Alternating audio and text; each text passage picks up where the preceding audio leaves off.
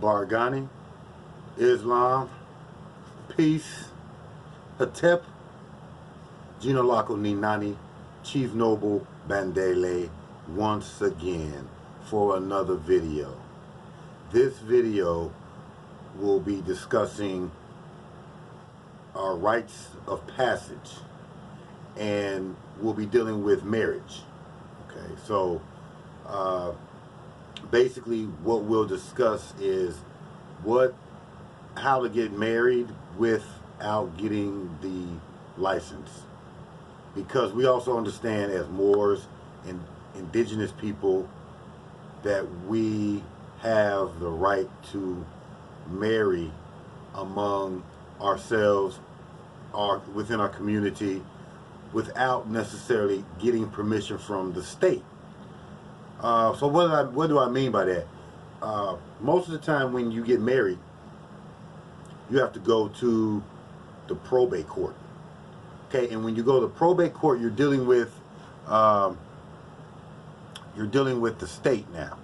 So basically what happens is you're asking for permission from the state to get married. Okay, that's the bottom line. And because of that, the state has become part of the marriage. So when you go through divorce or whatnot, or even when you go through divorce and have children, the whole state, the state gets involved, all the laws are involved, you know, and because of that, you're subject to whatever laws or whatever they're doing at the time. Okay, so for what you want to do as an indigenous person in your community, because you have, first of all, like we always discuss, you have your rites of passage in place among your community. Okay, so like with New Kemit, we have our rites of passage. You know, we've already discussed the rites of passage for your birth certificate or when a child is born. So in this result, instead of, you know, doing similar things that you would do with this birth certificate or the birth affidavit, you'll be doing the same thing to get married. Okay, so when you get married, one of the things you have to look out for is with the state, in the trickery that goes along.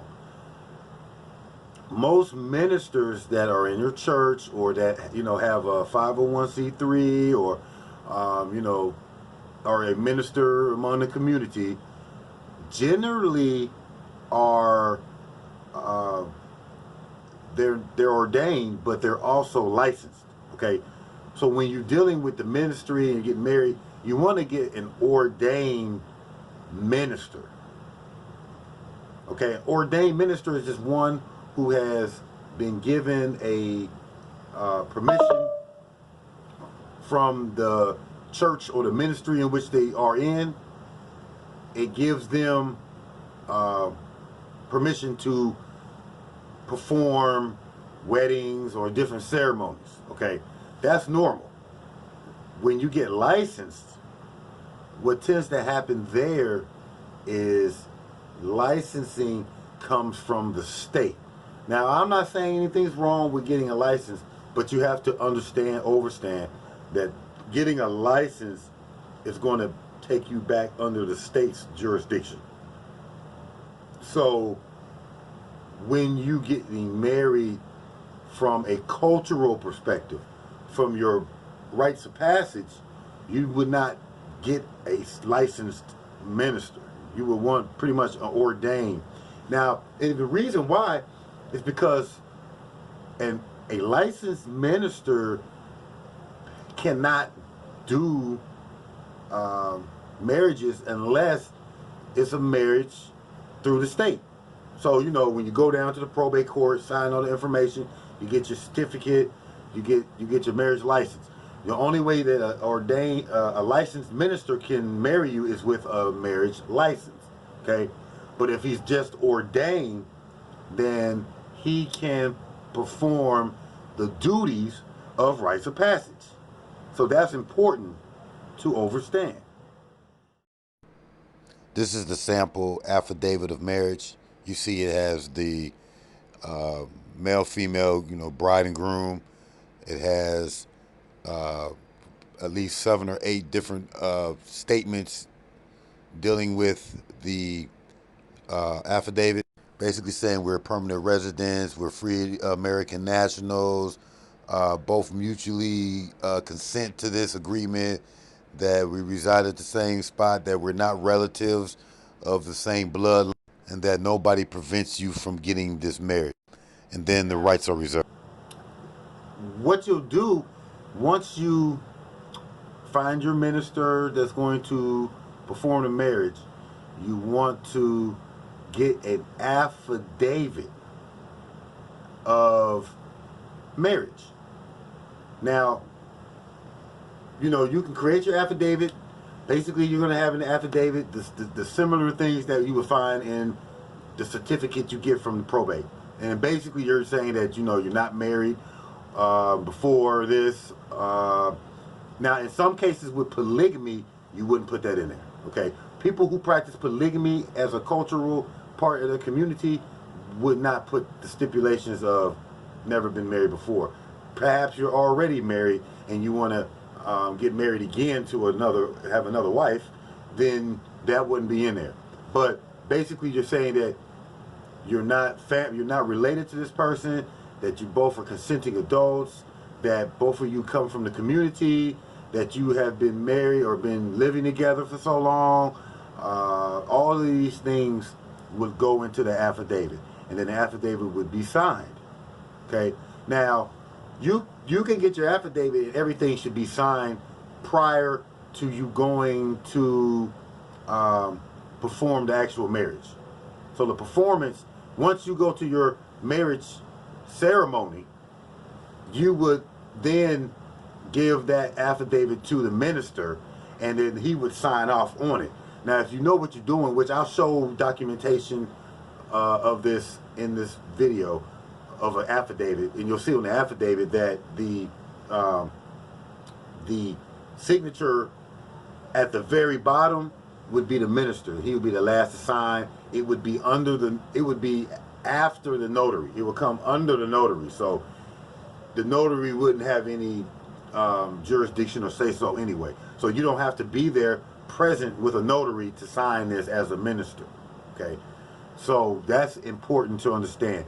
But basically, what you would do with that document is very similar to the same thing you do with the affidavit of birth. Is that you file it, if you can't, at the county clerk of courts, or you file it at the county recorder's office, or New Kemit's process now, actually are publishing the information to be able to publish the documents. And from that, you also would create your certificate of marriage, okay? And so what happens is your ministry or your community, like New Kemit, would also give you a affidavit, but it will also give you the marriage certificate, okay? That will be showing the completion of that particular rites of passage. And all of it, like I said, would be under rites of passage. So when you're dealing with marriage, understand that you're dealing with it from yourself, from a contractual agreement between consenting adults. And that's the key, is having a contract. That affidavit basically is a contract between you two. And it replaces the certificate and the affidavit that you would sign if you went to probate court. Okay, so it would be the substitution. And this has been used for people who need proof of marriage, so they can get insurance with their husband or wife or their spouse, any of those things. Okay, so understand that we have the power through rites of passage, through our indigenous rites of passage, to perform ceremonies and duties that would not have to be under a state, whatever state you're in. So check out, the rest of our videos. Please subscribe and check out the rest of our videos. We are New Kemit, Also, along with our community called MUST, M-U-S-T, and our job is here to assist building the community and supplying the documentation needed to validate this. Okay, so with that being said, I'm out. Tuta Nana.